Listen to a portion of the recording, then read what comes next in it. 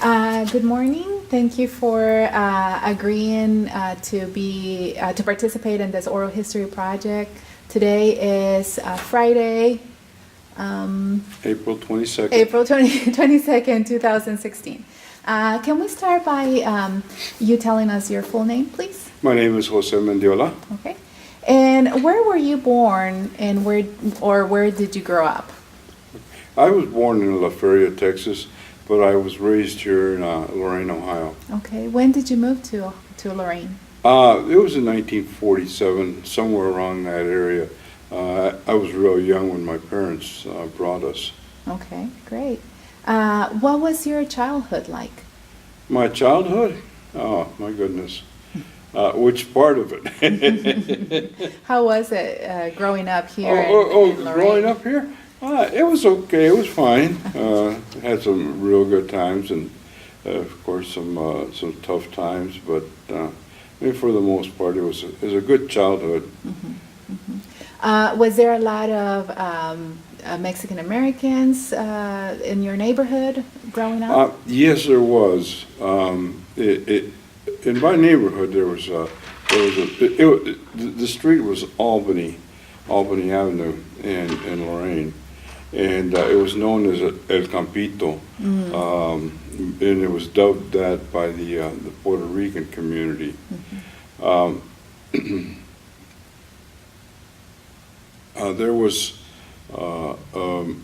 was two Mexican families right next door to us, and the rest of the street was Puerto Ricans, black people. There were some Cubans there too. So, I mean, we had a little diverse community or street where we lived. Okay. And what was the reason that your parents moved here? Okay, well, my dad, first of all, at an early age, my parents were migrating from Texas.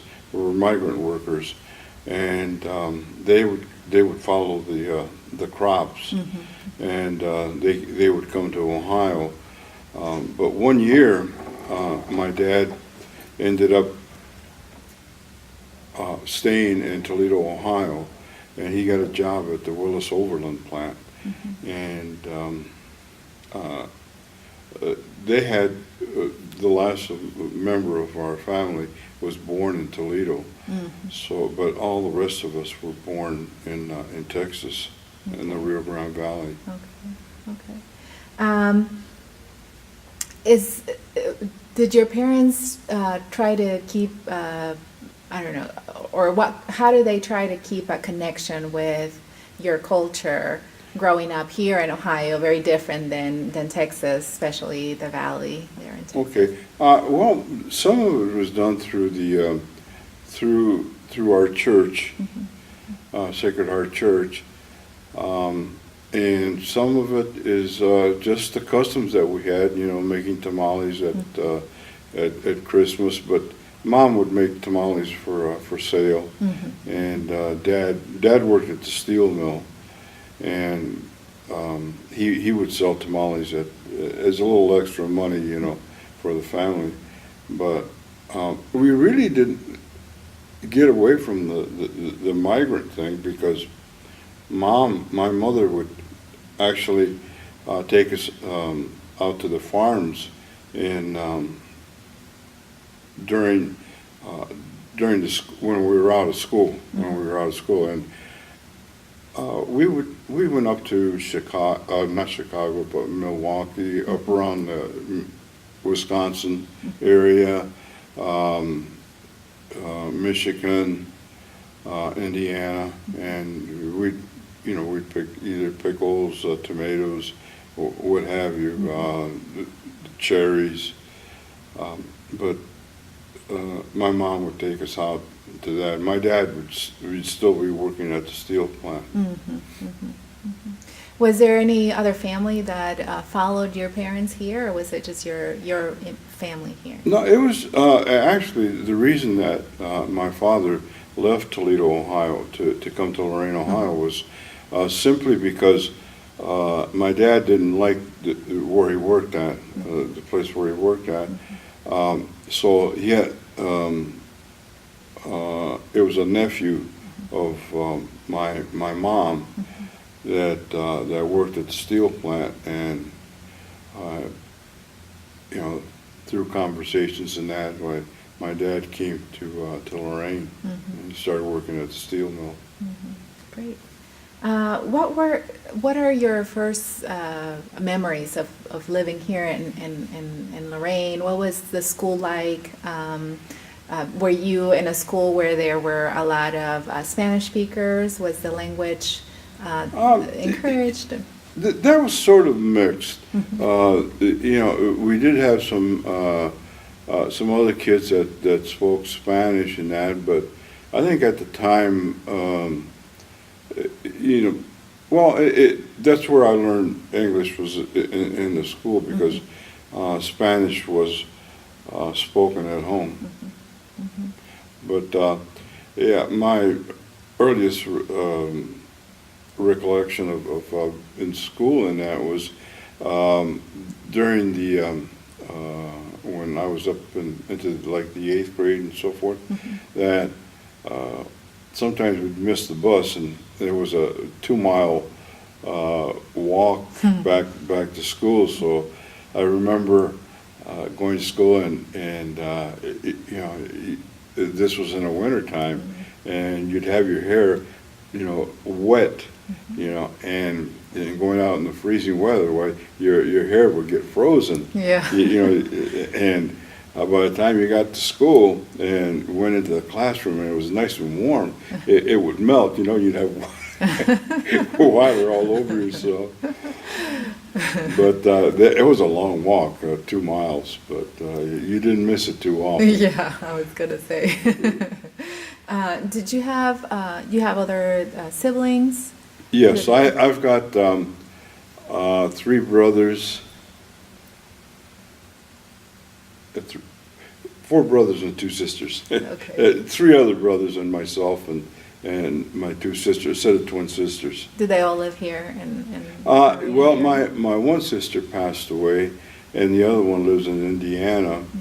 I had a brother, and he also died, and so there's 2 other brothers. One lives in San Antonio, and the other one lives about 5 to 10 minutes from my house. So, and the sister in Indiana, you know, she comes and visits once in a while. What about you, your siblings and you? Were you able to maintain some Spanish as you grew up? Well, no, not really. We knew Spanish. All of us know Spanish. But speaking to each other has usually been English. So that's been our it's easier to converse in English. I've had to, you know, working with the immigrant community. I'm an activist, and working with the immigrant community, I've had to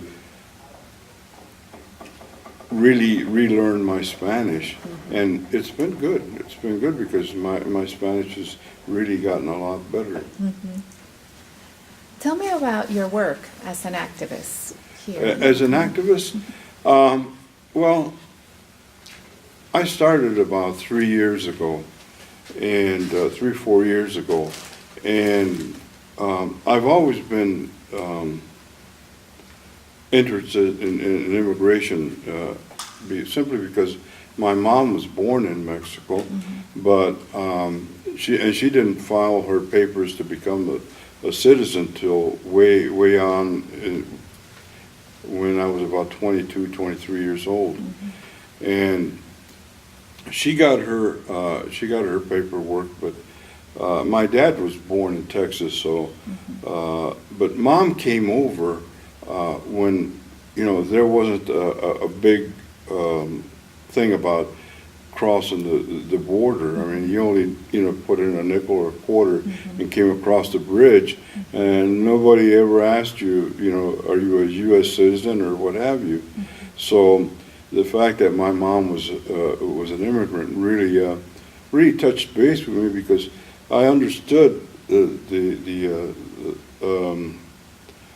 that culture difference and so forth.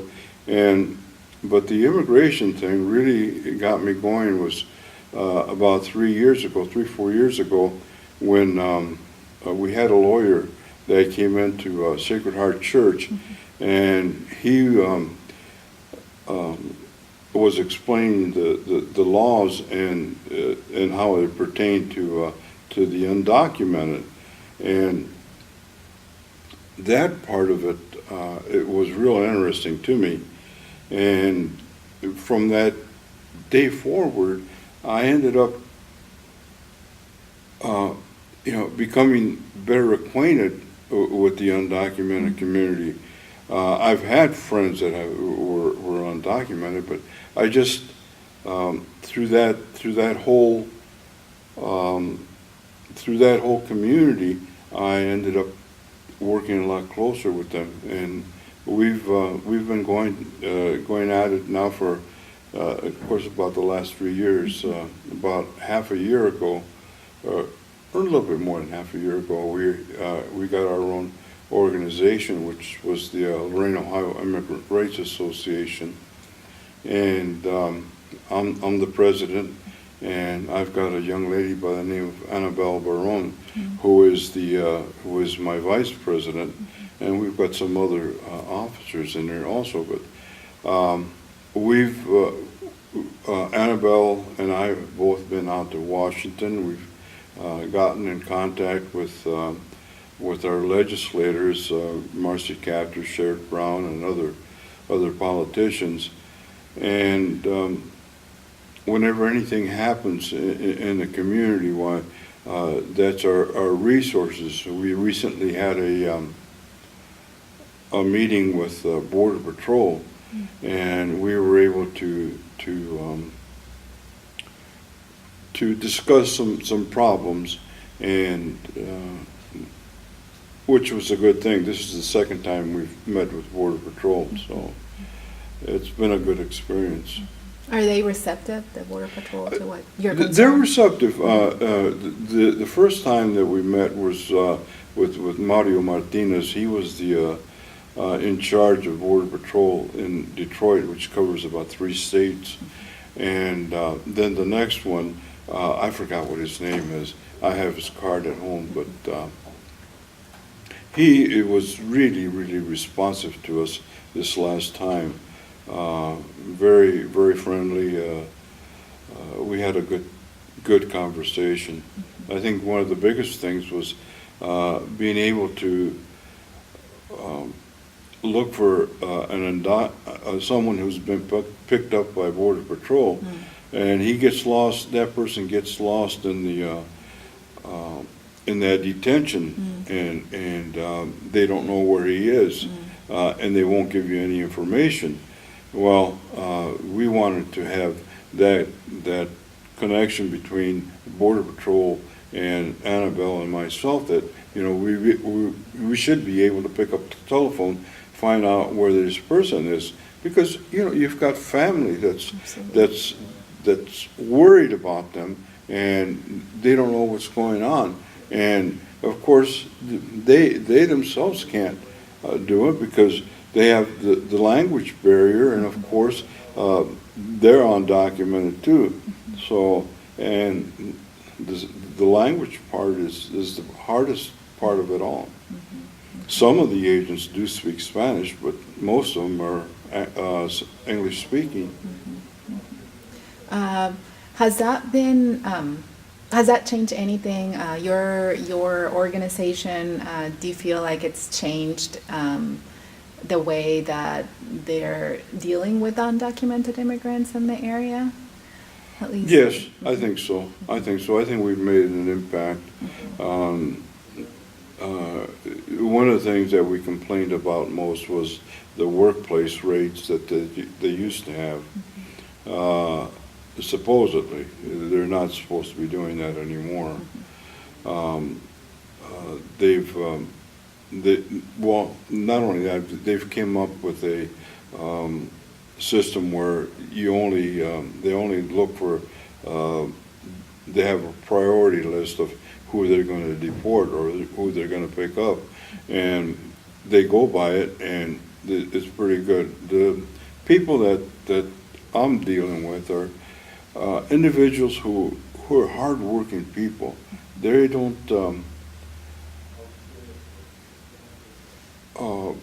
cause any problems. They don't get into problems with the police or stuff like that. So yeah, it's.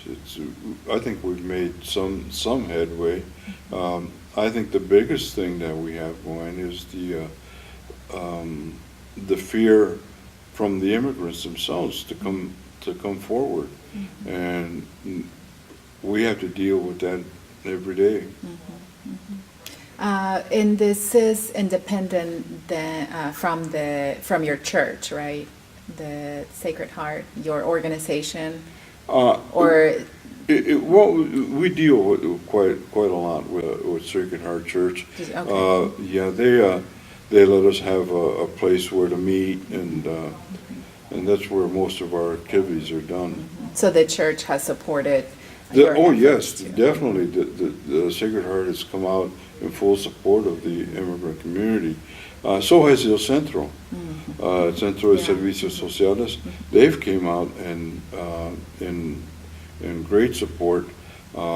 We've had the Mexican consulate come in there, and we've used their facilities for people to update their matriculas and any kind of information that the passports they have to have their Mexican passports.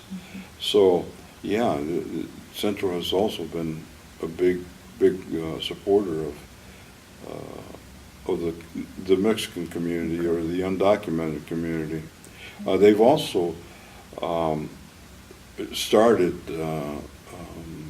classes for citizenship, and they've had about 8 or 10 people. This is their first time at it, and the people are getting ready to go to get their interview for citizenship. So that's been a great service that they've provided. A reason to celebrate, right? Right, a reason to celebrate, and a chance to get out and vote. You know, I took one immigrant that went in, who was an LPR, legal permanent resident, and he was sworn in and everything, became a citizen, and right after he did that, there was a place for him to go and sign up to vote. So I thought that was awesome. I love that part of it, you know. Yeah, so we have one more vote in this country, you know. Absolutely. Our voice, one more voice. One more voice, and in the city as well. Right. Tell me about the aside from this job that you have, or this organization that you're leading, what other jobs have you had here in Lorain? Well, I worked for Ohio Edison. I worked for them for 34 years, and I retired in 2001. I did all kinds of work there. I worked in the lab. We did water analysis, coal analysis, and I also was an electrician. I was a turbine operator. So I was, I did different jobs in Ohio Edison. It was interesting. How was it like raising your family here in this part? Raising my family here, I wanted my kids to go to college and my children to go to college, and for economic reasons, they weren't able to go on to college, except one, and he went and got his bachelor's degree out of Ursuline College. He was in the Navy reserves. He was in there for 20 years, so they helped him with the schooling, and the job that he got laid off from. Before he was laid off, they paid some of his schooling costs and that. Okay, great. Were you able to teach them Spanish when they were kids? No. No, very little. I think I think we were like most parents are here in Lorain. We spoke Spanish to each other so that the kids wouldn't know what we were talking about. So your wife is here. Yes. Where did you meet, and how long have you been married? Okay, we've been married for 53 years. Wow. Mm-hmm. And I met her in Gibsonburg, Ohio, and we were Mom had taken us there to pick tomatoes, and where I met her was in a tomato field. And how I got her attention was I grabbed a tomato and I threw it at her. But we were friends for quite a while till I went into the service in 1962, and she started writing to me, and we developed a relationship that way. I came home for leave a couple of times, and then we got married right after that, and we had 2 children in South Carolina. How long were you in the service for? 4 years, 4 years. Air Force, yeah. Okay. Yeah, I had been, one of the interesting things was that actually I was a migrant worker almost till the time I turned 22. And in the military I found out that, hey, there's a different life out here. And so that's what I wanted to do. I got some schooling in the Air Force. I never did graduate from high school, but I took some courses in the Air Force, and then when I got out through Ohio Edison, I had to. One of the requirements was that I had to have a stationary steam engineer's license, and I got that. So, yeah. And I took some classes out at community college too. I like to learn, and that's how. I told you I had different jobs at Ohio Edison, but they were always offering some kind of schooling, and everybody else turned it down. Not everybody else, but some of the guys turned it down because they didn't like school. But I liked that. I like going to the classroom. They beat going into the plant where it was hot and sweaty, and you're in a nice classroom where it's air conditioned and all your meals are paid, so why not? Yeah, absolutely. Take advantage of it.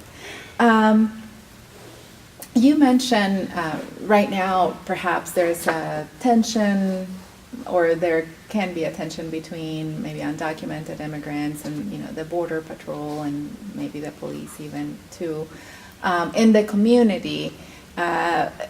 What was it similar? Do you remember sort of this tension among groups growing up, either Spanish speakers versus the Anglo community? The community. Somewhat.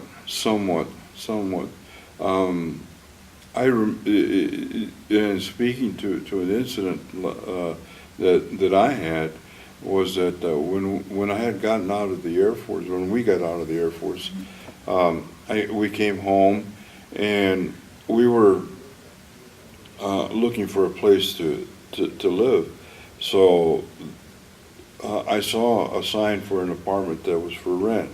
So I went and I knocked on the door, and a lady came out, and I says, "Do you have room for rent?" And she says, "We don't rent to your kind." I was flabbergasted, and she threw me off guard, so I just turned around and walked away. But that's the only incident that I can remember of that happening like that. But mostly I think that the way that I carry myself is I don't let someone do that number on me. if someone doesn't want to speak to them, I make it a habit of talking to them.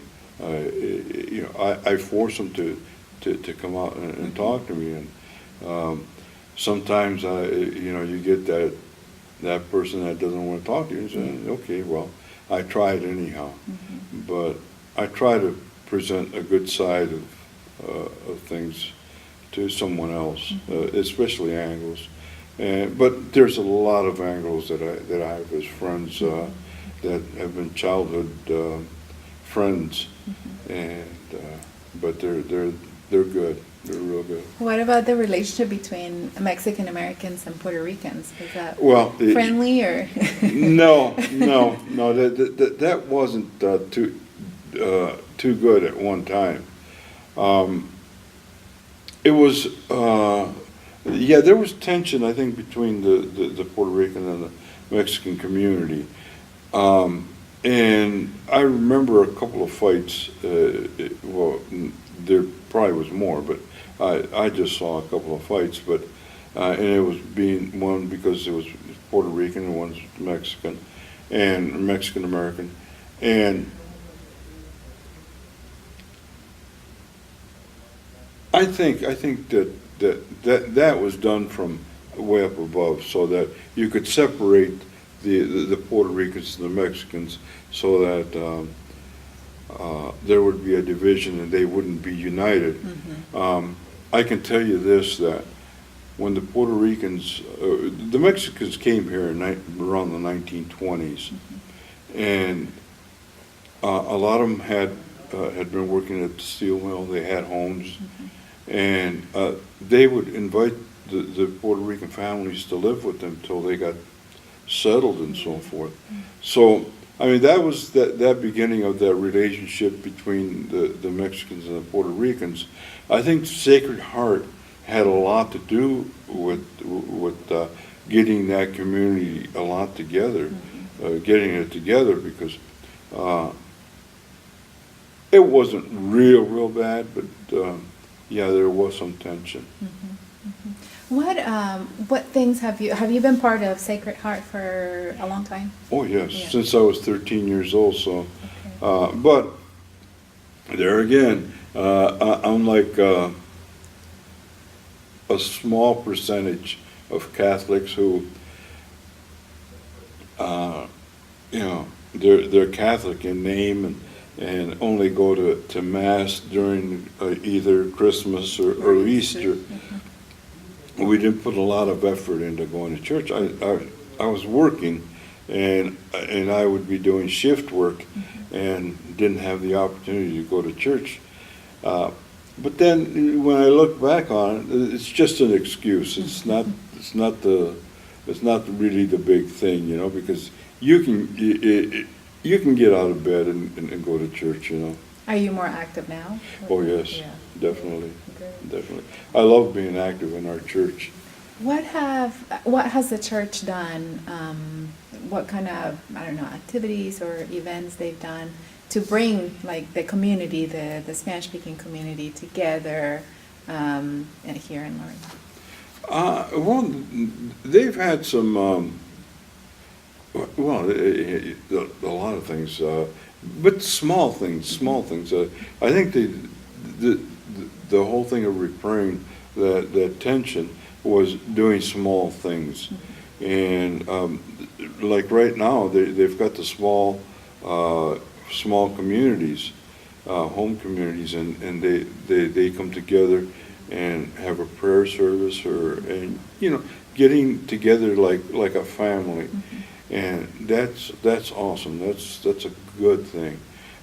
They've had different activities, steak fries. We put on the every year we have the novena to Our Lady of Guadalupe. We have that every year, and we have our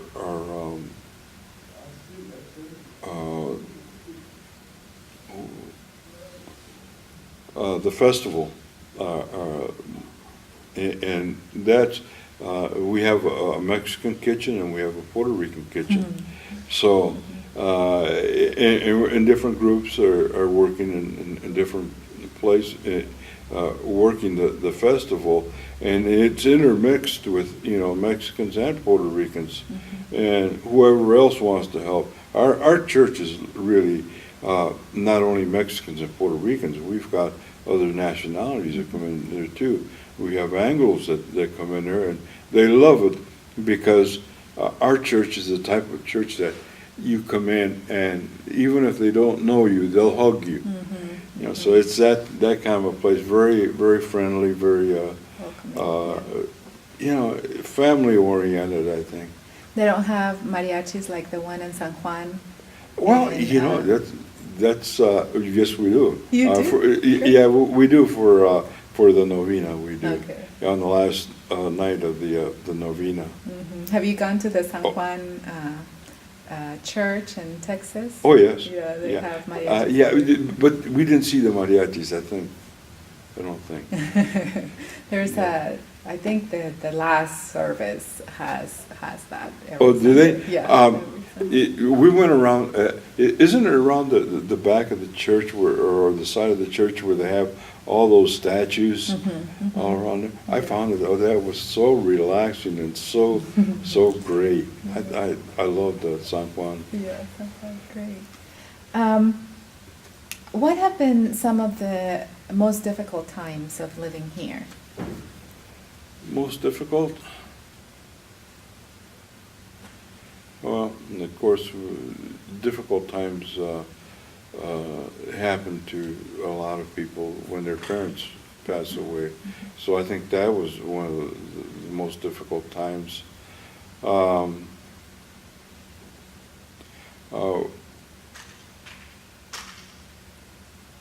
You know, the drug problems that have been happening. I think that's been a very difficult time, not only, you know, in our family, but also in our community. That's been very, very difficult times. What about the most, Huh? the happiest The happiest? times Oh, here? when we got married. Did you get married here? And did you, Oh, yeah. We got married at Sacred Heart, yeah. Tell me about that wedding. Was it traditional? Was it what Well, how was it? yeah, it was traditional, but I mean, we didn't have the big wedding thing, you know. Actually, it was a home thing, you know. And that was, we didn't do much of anything. You know, we got married, and a few days later, we went to South Carolina, you know, where I was stationed at. Oh yeah, you were in the military. Yeah, I was already in the military. Yeah. Okay. So it was a good time. The other good time is just growing. Some of it, a lot of it is, you know, I guess, you know, like going to the dances, Mexican dances when during the summer months. Not only here, we had them here in Lorain, and we also went to them up around the Fremont area. So. Are they still happening, the Mexican dances? Oh yeah, they have them around the Fremont area. Lorain doesn't have them anymore. The generation that likes the norteño music, the polkas and so forth, we're a dying breed, you know, and we're older, and the younger generation doesn't have an interest in that. They've become more anglicized, like I don't know, popular groups that are in. That's their kind of music. So, you know, the Mexican music is not out, but it's out. But for we have like the Mexican club here, and they have Mexican music in there. So Are you not part only of that club too? Huh? Are you part of that Mexican club? No, I never became a member of the Mexican club, but I did become a member of CHIP. So. Great. What story from your youth do you like to tell most to your children or to friends that come over, family? I don't know.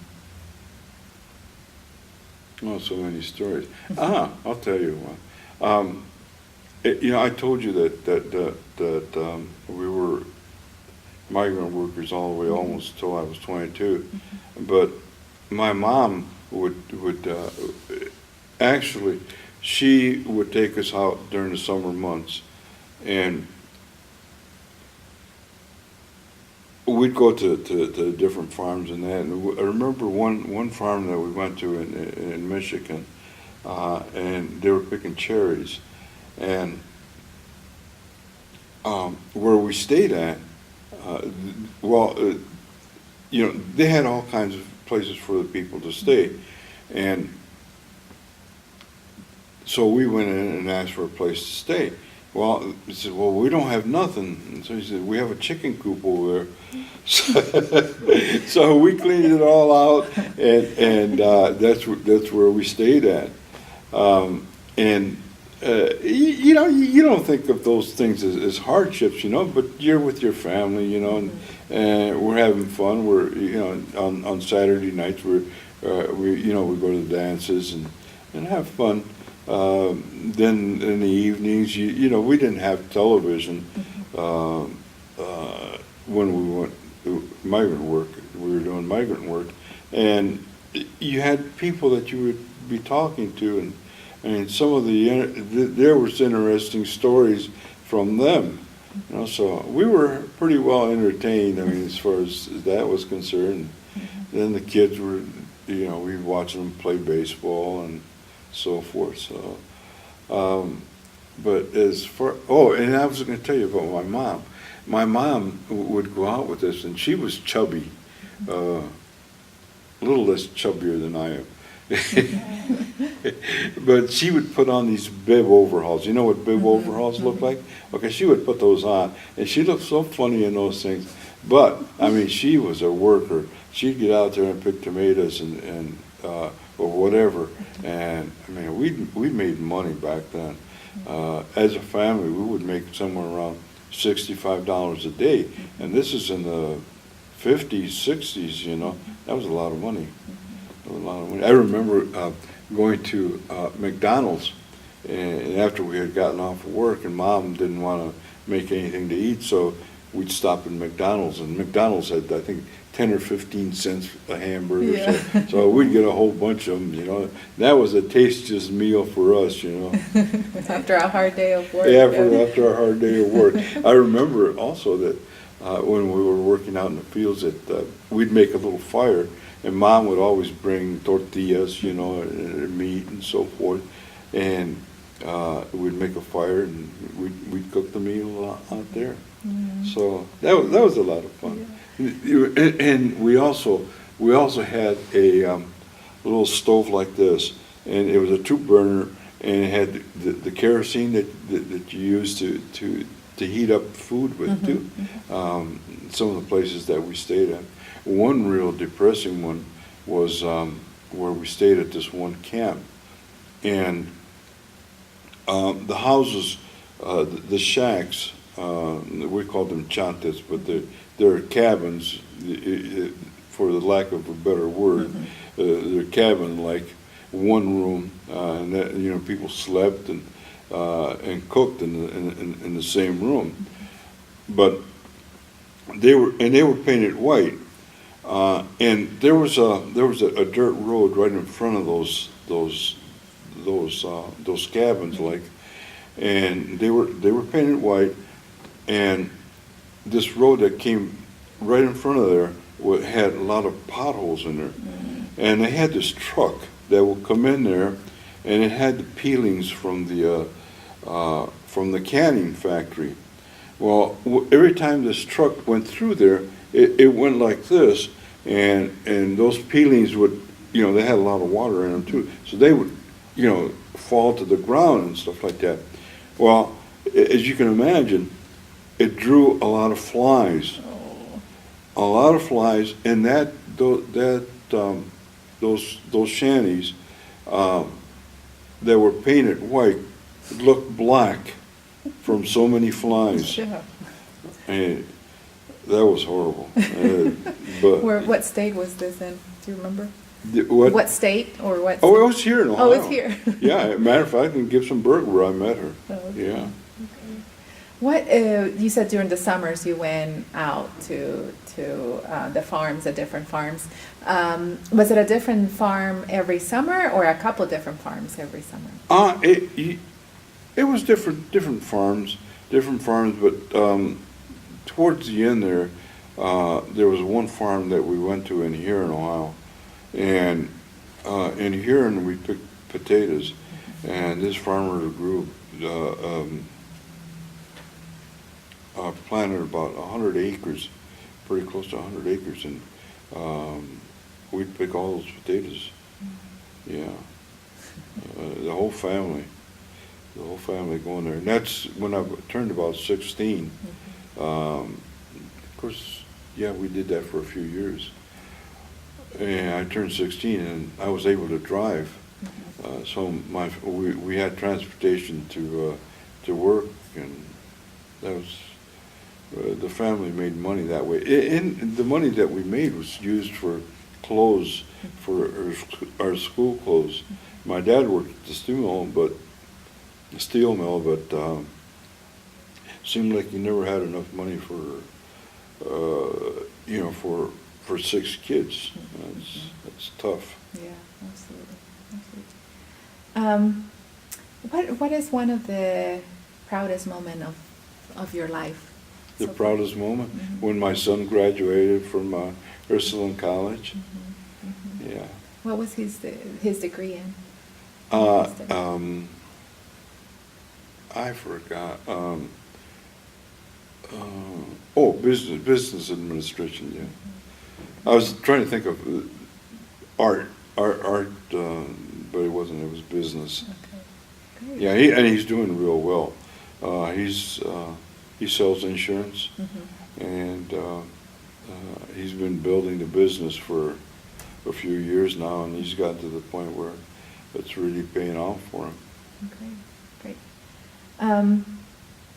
Since you work with a lot of immigrants, some of them undocumented, what advice do you give them when you meet with them, or I don't know, when you have events or meetings with this community? What advice do I give them? Stay out of trouble. Stay out of trouble because, especially and I don't want to classify them as all drinking and that, but the DUIs will get you deported in a minute's notice. And that's one of the things that I tell the guys, I says, there's nothing wrong with drinking, but just don't get behind that wheel. But of course, that's true for everybody,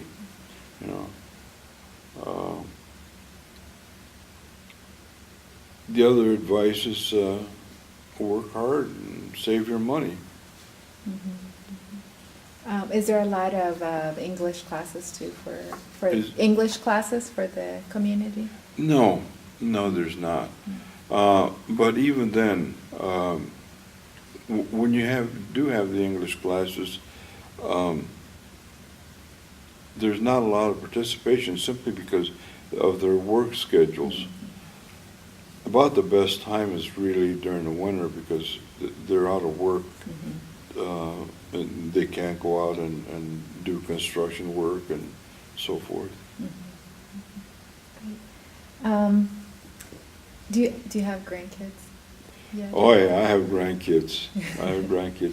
I have 3 grandchildren. 4 grandchildren, and 3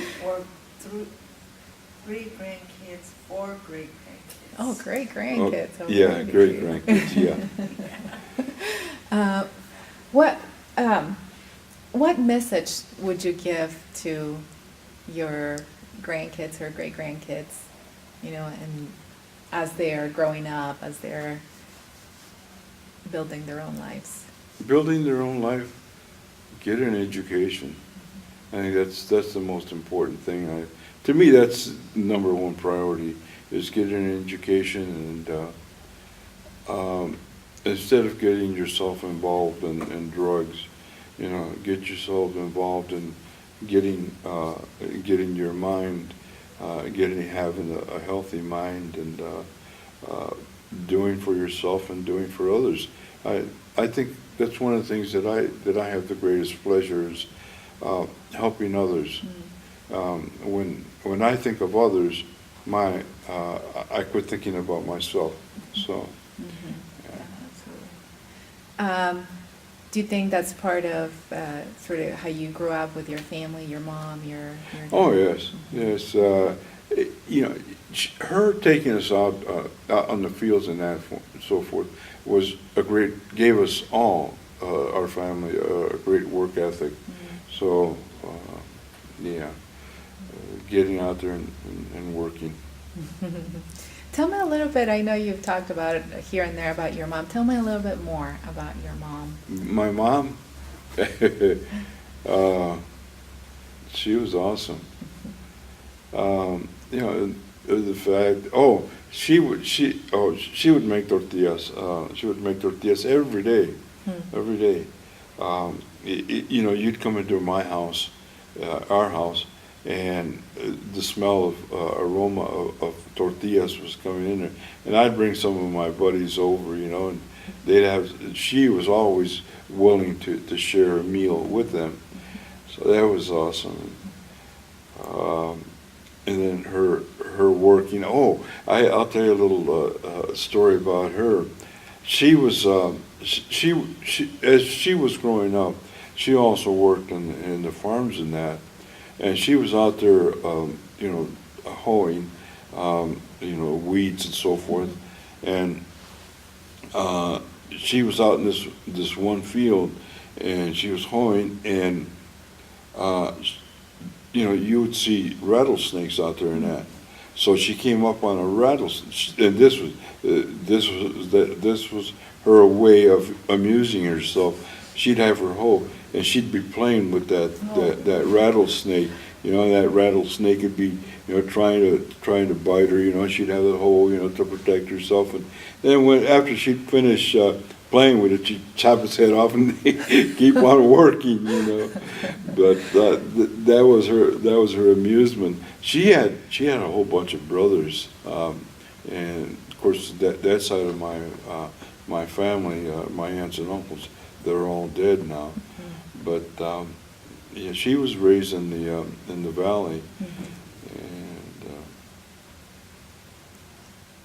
we the way that we came to Ohio, and it just brought memories back, because I was watching this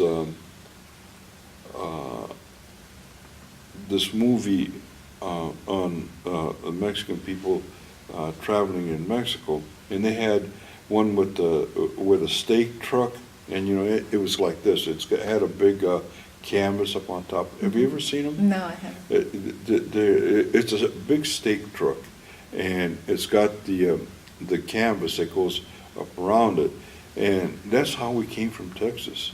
And one of those trucks travel all the way from Texas all the way to Ohio in one of those things. That's a long way too. Yeah, you know, people now come in buses or in cars, and that's how they migrate. But yeah, we were in trucks. Wow. Is there anything else you would like to add to this interview? It's been great to hear your story. My story? Oh, there's a lot to my story. But I really enjoy you, and I'm proud of you that you're of your school, and you're a professor. A professor, that's awesome. Whenever Hispanics reach to that point in their lives, I'm really proud of them. One of the things I forgot to tell you, she's motioning for me to. I had Cesar Chavez in my home. You did? Yes, I did. Wow. Yeah. He was on his way from Detroit to Cleveland, and he had to make a stop, so he stopped at our house. She had prepared a nice meal with him, some kind of meat and some tortillas. And come to find out that Caesar was a vegetarian, Oh wow. so she had to redo everything, Oh, I didn't know that about Yeah, him. yeah, Yeah. yeah. So, yeah. And actually, people like Cesar Chavez are the people that they've been my inspiration, and they're my heroes. Well, I'm glad. Thank you for the work that you're doing with the Oh, with thank the you very immigrant much. community. You're welcome. Very important. I've been learning a lot of what Lorain is doing with the undocumented community, Mm-hmm. and I'm proud of all the efforts that they're doing. It's just Oh, make thank you. make it better, a better place for everybody. So, Okay. yeah. Sure. Well, thank you for this time. Sure. Thank you.